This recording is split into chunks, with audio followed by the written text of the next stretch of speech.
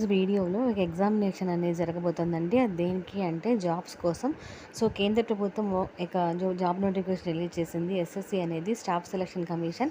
Staff selection commission విడుదల చేసినటువంటిది CHSL full form ఏంటి అంటే combined higher secondary level examination. ఈ 2025లో ఎగ్జామ్ ఎప్పుడు జరుగుతుంది, దీనికి సంబంధించినటువంటి ఎడ్యుకేషన్ క్వాలిఫికేషన్స్ ఏంటి, అలాగే దీనికి సంబంధించినటువంటి ఎగ్జామ్స్ ఎలా జరుగుతాయి, ఎప్పటి నుంచి ఎప్పటి వరకు జరుగుతాయి, నెక్స్ట్ దానికి కావాల్సినటువంటి సబ్జెక్ట్స్ ఏంటి, దాని సిలబస్ ఏంటి అనేది కూడా మనం చూద్దామండి.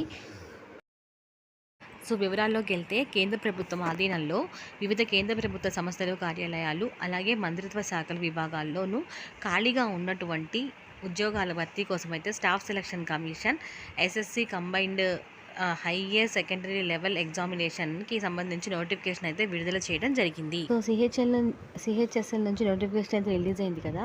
సో ఎన్ని పోస్టులు రిలీజ్ చేసింది అంటే 3131 పోస్టులను అయితే రిలీజ్ చేసింది.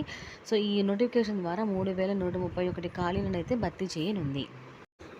ఈ పోస్టుల ద్వారా లోయర్ డివిజన్ క్లర్క్ ఎల్డీసీకి సంబంధించి, అలాగే లోయర్ డివిజన్ క్లర్క్, అలాగే junior secretariat assistant, next data entry operators, డిఈఓకి సంబంధించి డేటా ఎంట్రీ ఆపరేటర్స్, అలాగే గ్రేడ్ ఏకి సంబంధించి డేటా ఎంట్రీ ఆపరేటరు, ఇట్లాంటి పోస్టులు అన్నీ భర్తీ చేయడం కోసం అయితే 3031 పోస్టులు అయితే ఈ వీటిల్లో ఉన్నాయండి. సో ఇవి భర్తీ చేయడానికి కేంద్ర ప్రభుత్వం అయితే ఈ స్టాఫ్ సెలక్షన్ కమిషన్ అయితే రిలీజ్ చేసింది. జాబ్స్కి అప్లై చేసుకోవడానికి కావాల్సినటువంటి క్వాలిఫికేషన్స్ ఏంటి అంటే ఇంటర్ కంప్లీట్ చేస్తే చాలు. ఇంటర్ పూర్తి చేసిన వారు ఎవరైనా సరే ఈ జాబ్స్కి అప్లై చేసుకోవచ్చు. ఇంటర్ పూర్తి చేసినటువంటి అభ్యర్థులు ఎవరైనా సరే ఆన్లైన్ విధానంలో దరఖాస్తు చేసుకోవాలి. అలాగే SSC combined higher secondary level examination 2025కి సంబంధించి దరఖాస్తులు, ఎంపిక విధానం వంటివి ఇతర వివరాలన్నీ కూడా ఈ కింద చెక్ చేసుకోవచ్చు. ఆన్లైన్లో చెక్ చేసుకునేటువంటి అవకాశం ఉంది. పోస్టులకు దరఖాస్తు చేసేటువంటి అభ్యర్థులు ఇంటర్మీడియట్ లేదా 12వ తరగతి, అంటే ఇంటర్మీడియట్ కాకుండా 12వ తరగతి అంటాం మనం ఇంటర్మీడియట్ని, అది ఇంటర్మీడియట్ 12వ తరగతిలో ఉత్తీర్ణత సాధించి ఉండాలి. అలాగే ఓపెన్ స్కూల్ ద్వారా కూడా ఇంటర్ కంప్లీట్ చేసిన వాళ్ళు ఎవరైనా సరే అప్లై చేసేటువంటి అవకాశం ఉంది. ఓపెన్ స్కూల్ ద్వారా ఇంటర్మీడియట్ కంప్లీట్ చేసిన వాళ్ళు కూడా అప్లై చేసుకోవచ్చు.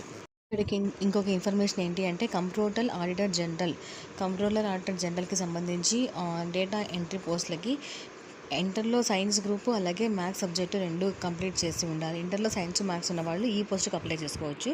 కంప్ట్రోలర్ ఆడిటర్ జనరల్కి ఇండియాలో డేటా ఎంట్రీకి సంబంధించి దానికి ఈ పోస్టులకు అప్లై చేసుకోవచ్చు.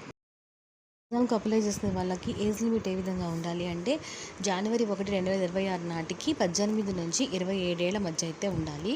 అలాగే జనవరి 2, 1999 నుంచి జనవరి 1, 2008 మధ్య జన్మించిన వారు మాత్రమే దరఖాస్తు చేసుకోవాలి. క్లియర్గా చెప్తున్నాను, జనవరి 2, 1999 నుంచి జనవరి 1, 2008 ఈ మధ్య వయసు ఉన్న వాళ్ళు, ఈ మధ్యలో జన్మించిన వారు అప్లై చేసుకోవాలి. వాళ్ళకి 2026 జనవరి 1కి 18 నుంచి 27 ఏళ్ల మధ్య వయసు వారు ఉండాలి. దీనికి సంబంధించి మరొక ఇన్ఫర్మేషన్ ఏంటి అంటే ఎస్సీ ఎస్టీలకు 5 ఏళ్ళు, ఓబీసీలకి 3 ఏళ్ళు, దివ్యాంగులకి 15 ఏళ్ళు వయోపరిమితుల మినహాయింపు అయితే ఉంటుంది, సడలింపు అయితే ఉంటుంది.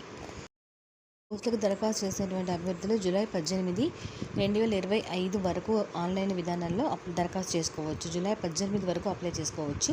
అలాగే దరఖాస్తు ఫీజు ఎంత అంటే 100 రూపాయలు చెల్లించాల్సి ఉంటుంది. జనరల్ అభ్యర్థులు 100 రూపాయలు చెల్లించాల్సి ఉంటుంది. అయితే మహిళలకి, ఎస్సీ ఎస్టీలకి, దివ్యాంగులకి ఫీజు చెల్లింపు నుంచి మినహాయింపు అయితే ఉంటుంది. దీనికి సంబంధించి ఎగ్జామ్ ప్యాటర్న్ ఏ విధంగా ఉంటుంది అంటే టైర్ 1, టైర్ 2 అని 2 రాత పరీక్షలు అయితే జరుగుతాయండి.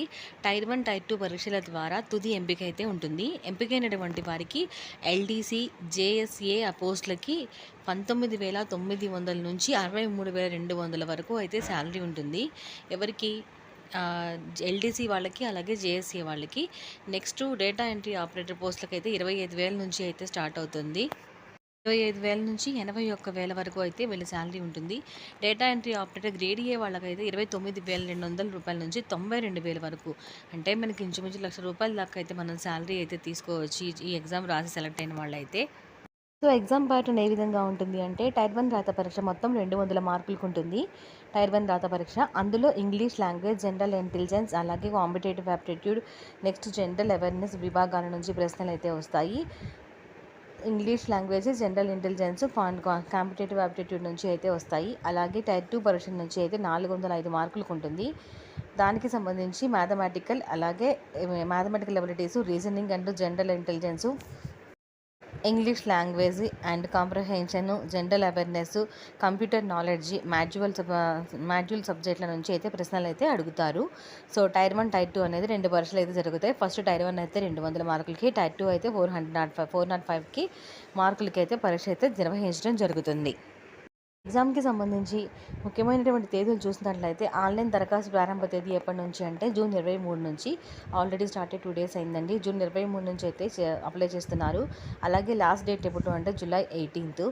నెక్స్ట్ ఆన్లైన్ దరఖాస్తు ఫీజు చెల్లించాల్సింది జూలై 10. అప్లై చేసినటువంటి అప్లికేషన్ను ఎడిట్ చేసేది దరఖాస్తు సవరణ తేదీ జూలై 23వ తేదీ. 23, 24 తేదీల్లో అయితే సవరించుకోవచ్చు. నెక్స్ట్ వన్ లాస్ట్ ఏంటి అంటే అప్లై చేసినటువంటి last date fee July 10th వరకు అయితే ఉంటుంది, గుర్తుపెట్టుకోండి. రాత పరీక్ష తేదీ ఎప్పుడు అంటేనేమో సెప్టెంబర్ 8 నుంచి 18వ తారీఖు వరకు అయితే ఉంది. అలాగే టైర్ 2 రాత పరీక్ష తేదీ ఎప్పుడు అంటే ఫిబ్రవరి, మార్చిలో 2026లో అయితే ఉంటుందండి. ఎవరైనా అప్లై చేసుకోవాలి అనుకునే వాళ్ళైతే అప్లై చేసుకోండి. ఇంటర్మీడియట్ అర్హత చాలా ఎక్కువ క్వాలిఫికేషన్ కూడా కాదు. సో అప్లై చేసుకోండి, పోగొట్టుకోవద్దు. స్టాఫ్ సెలక్షన్ కమిషన్ ఇచ్చినటువంటి జాబ్ నోటిఫికేషన్. ఎవరికైనా వీడియో యూజ్ అవుతుంది, షేర్ చేయండి, లైక్ చేయండి.